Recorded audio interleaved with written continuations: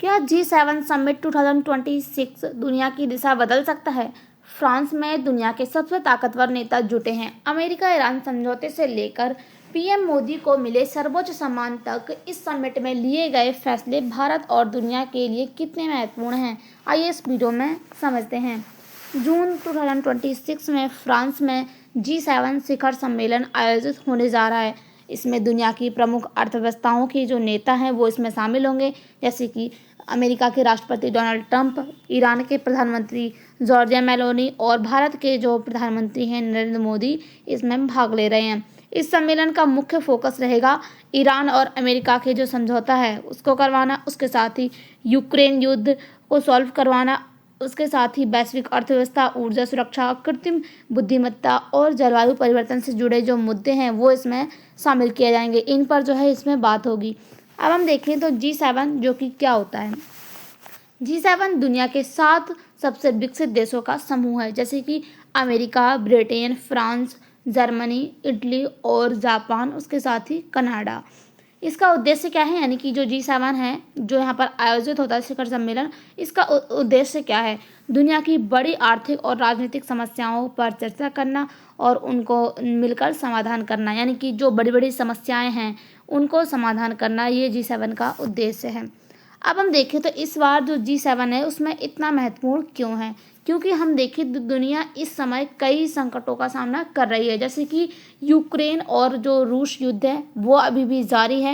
Europe है, Europe की सुरक्षा प्रभावित हो रही है इससे, और इसके साथ ही मध्य पूर्व में तनाव, यानी कि जो ईरान और अमेरिका के बीच जो तनाव बना हुआ है, जिससे लंबे समय से क्या है कि जो मध्य ईस्ट वाला क्षेत्र है उसमें यहाँ पर काफ़ी ज़्यादा तनाव देखने को मिल रहा है। उसके साथ ही वैश्विक अर्थव्यवस्था, यानी कि वैश्विक अर्थव्यवस्था पर इसका असर देखने को मिल रहा है, यानी कि महंगाई, तेल की कीमतें और व्यापारिक जो विवाद हैं वो यहाँ पर बढ़ रहे हैं। इसी कारण जो इस बार G7 है वो सम्मेलन बेहद महत्वपूर्ण माना जा रहा है।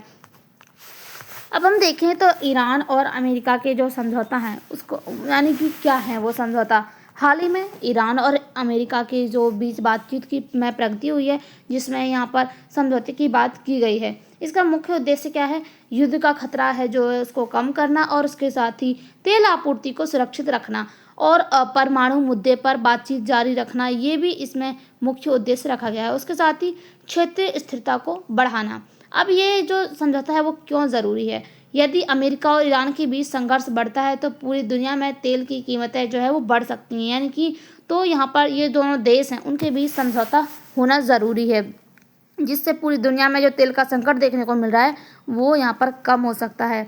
अब हम देखें तो मैक्रो ने इसे विश्व शांति के लिए एक बड़ा कदम क्यों कहा। जो फ्रांस के राष्ट्रपति हैं इमैनुअल मैक्रो, उनका मानना है कि जो मध्य पूर्व है, यानी कि अगर उसमें तनाव कम होगा तो क्या होगा कि लोगों के पास जो है अच्छे तरीके से जो व्यापार है वो हो पाएगा। उसके साथ ही तेल की सप्लाई सुरक्षित रहेगी, वैश्विक व्यापार जो है प्रभावित नहीं होगा और युद्ध का खतरा भी कम हो जाएगा और ऊर्जा संकट भी कम हो जाएगा। इसीलिए जो यहाँ पर इमैनुअल मैक्रोन है उनके द्वारा ये कहा जा रहा है कि यह विश्व शांति की दिशा में एक बड़ा कदम है। और इसके साथ ही अगर हम देखें तो जो समझौता है यहाँ पर हो रहा है तो उसका दूसरा पक्ष क्या कहता है। हर कोई इस समझौते को पूरी तरीके से सहमत नहीं है, यानी कि जो यहाँ पर ये समझौता लिया जा रहा है इससे हर कोई सहमत नहीं है, कोई यहाँ पर इसके विपक्ष में भी है। तो यहाँ पर हम देखें तो जो आलोचक हैं, यानी कि जो इसकी आलोचना कर रहे हैं पक्ष, जो यहाँ पर समझौता हो रहा है तो उनके द्वारा क्या कहा जा रहा है। सबसे पहले हम देखें तो समझौता अभी पूरी तरह अंतिम नहीं है, यानी कि अगर समझौता हो भी जाता है तो उसके बाद भी ये समझौता जो है टिक नहीं सकता, ये यहाँ पर आलोचक के द्वारा कहा जा रहा है। उसके साथ ही ईरान के परमाणु कार्यक्रम पर अभी भी सवाल उठ रहे हैं और उसके साथ ही अमेरिका जो है ईरान के परमाणु कार्यक्रम पर सवाल उठाता रहता है। उसके साथ ही इजरायल को सुरक्षा संबंधी चिंताएं भी देखने को मिल सकती हैं और कुछ यूरोपीय देश और कड़े नियम जो है चाहते हैं, यानी कि जो यूरोपीय देश हैं वो यहाँ पर कड़े नियम चाहते हैं ताकि ये समझौता जो है वो टिक सके। और इसके साथ ही हम देखें तो इसमें भारत की क्या भूमिका है। भारत G7 का स्थायी सदस्य नहीं है, लेकिन विशेष आमंत्रित देश के रूप में उसको जो है बुलाया जा रहा है, यानी कि अगर हम देखें तो भारत जो G7 समिट हो रहा है इसका सदस्य नहीं है, यानी कि इस देश जो इसमें शामिल है उस देश में जो है भारत शामिल नहीं है। भारत को यहाँ पर एक विशेष आमंत्रित देश के रूप में बुलाया जा रहा है। अब भारत यहाँ पर किन किन मुद्दों पर बात करेगा? विकासशील देशों की समस्याओं, खाद्य सुरक्षा, ऊर्जा सुरक्षा, उसके साथ ही जलवायु परिवर्तन, AI और डिजिटल तकनीक और वैश्विक व्यापार। ये जो मुद्दे रहेंगे भारत के, इन मुद्दों पर भारत बात करेगा। भारत ग्लोबल साउथ की आवाज़ के रूप में अपनी आवाज़ जो है, यानी कि अपनी बात जो है वो रखेगा, ताकि उनकी जो है सुनवाई हो सके और जो यहाँ पर वैश्विक व्यापार है वो अच्छे तरीके से हो सके। अब जो मोदी जी हैं, मोदी के G7 में मौजूदगी क्यों महत्वपूर्ण है, यानी कि जो उनकी मौजूदगी है वो क्यों महत्वपूर्ण है? इससे क्या होगा कि भारत में निवेश के जो अवसर है वो बढ़ सकते हैं और इसके साथ ही नई तकनीक और AI सहयोग भी मिलेगा। वैश्विक मंच पर भारत का प्रभाव बढ़ेगा। भारत अमेरिका और भारत यूरोप संबंध जो हैं वो मजबूत होंगे इससे।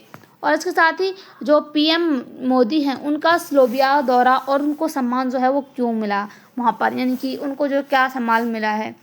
अब G7 से पहले प्रधानमंत्री जो मोदी हैं वो स्लोवाकिया का दौरा उन्होंने किया था। यह किसी भारतीय प्रधानमंत्री की लगभग 30 वर्षों बाद पहली स्लोवाकिया यात्रा मानी जा रही है, यानी कि इससे पहले जो प्रधानमंत्री अब जो है यहाँ पर स्लोवाकिया में यात्रा करने गए हैं, इससे पहले जो है 30 वर्षों बाद जो है यहाँ पर प्रधानमंत्री गए हैं। इससे पहले जो यहाँ पर प्रधानमंत्री गए थे वो 30 वर्ष पहले। इसके साथ ही जो स्लोवाकिया के प्रधानमंत्री हैं उनके द्वारा जो PM मोदी हैं उनको यहाँ पर सर्वोच्च सम्मान दिया गया है, एक नागरिक सम्मान, जो कि यहाँ पर उनके जो नागरिक होते हैं उनको दिया जाता है, यानी कि जो सर्वोच्च नागरिक हैं उनको दिया जाता है, जैसे कि दी order of the white double cross. यह सम्मान विदेशी नेताओं को दिया जाता है जिन्होंने जो है स्लोवाकिया के साथ जो है संबंध मजबूत करने के लिए महत्वपूर्ण योगदान दिया हो, यानी कि ये जो सम्मान है वो यहाँ पर स्लोवाकिया उन विदेशी नेताओं को देता है जो यहाँ पर स्लोवाकिया के साथ जो है संबंध मजबूत करने के में बहुत ज़्यादा महत्वपूर्ण योगदान देता है। और उसके साथ ही अगर हम देखें तो भारत और स्लोवाकिया के बीच 11 समझौते हुए हैं, जैसे कि यानी कि दोनों देशों ने 11 समझौते पर हस्ताक्षर किए हैं, जैसे कि रक्षा, साइबर सुरक्षा, डिजिटल तकनीक, व्यापार, निवेश, शिक्षा और कौशल विकास। ये जो मुख्य क्षेत्र हैं इन पर यहाँ पर समझौते किए गए हैं। अब इससे भारत को क्या फ़ायदा होगा? आर्थिक फ़ायदा यहाँ पर भारत को होने वाला है, जैसे कि यूरोप में नए बाजार जो है भारत को मिल सकेंगे, विदेशी निवेश में वृद्धि होगी और उसके साथ ही रणनीतिक लाभ भी होगा, यानी कि यूरोप में भारत की जो स्थिति है वो काफ़ी ज़्यादा जो यहाँ पर उपस्थिति है वो काफ़ी ज़्यादा मजबूत हो जाएगी और उसके साथ ही रक्षा सहयोग में भी भारत का जो विस्तार है वो यहाँ पर हो सकेगा। तकनीक जो यहाँ पर नई तकनीक है और नवाचार में सहयोग यहाँ पर मिल सकेगा।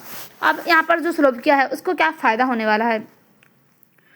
उसको यहाँ पर आर्थिक फ़ायदा सबसे पहले अगर हम देखें तो भारत में जो बाज़ार है, भारत का बाज़ार है, वहाँ पर उसको पहुँच मिल सकेगी। उसके साथ ही भारत में निवेश करने के अवसर मिल सकेंगे और जो एशिया है उसमें मजबूत साझेदार जो है यहाँ पर स्लोवाकिया को मिल सकेगा और भारत के साथ दीर्घकालीन जो संबंध है यानी कि सहयोग है वो काफ़ी ज़्यादा मजबूत हो सकेंगे। अब हम देखें तो यहाँ पर सभी पक्षों के द्वारा क्या कहा जा रहा है?